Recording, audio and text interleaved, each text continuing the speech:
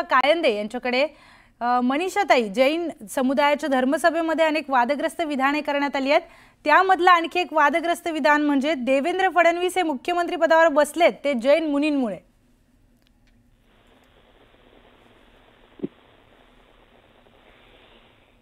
मनीषाताई, माझा आवाज येतोय?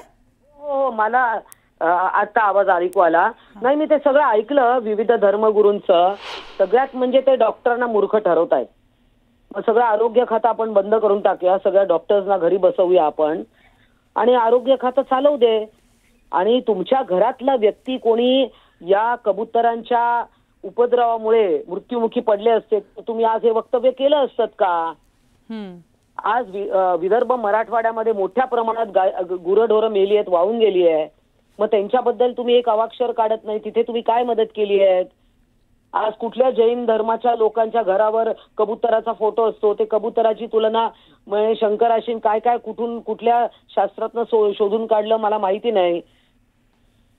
आणि त्यांना झूनॉटिक डिझीज हे काय आहेत याचा त्यांनी जरा अभ्यास करावा।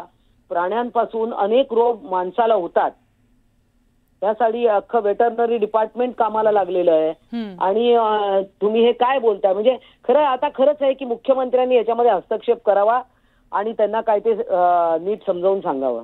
अगदी रोगांविषयी ताई तुम्ही बोललात म्हणून आणखी एक विधान त्यांचं सांगतेय की डॉक्टरांना मूर्ख मानतो असं हे जैन मुनी म्हणतात। हा, तर त्यांच्यातले जैन डॉक्टर आहेत ना सगळे, अनेक जैन डॉक्टर आहेत, ते अनेक तज्ञ आहेत, खूप हुशार डॉक्टर आहेत आणि खरोखर चांगलं काम करतायत। त्यांनी त्याच्यावर उत्तर द्यावं।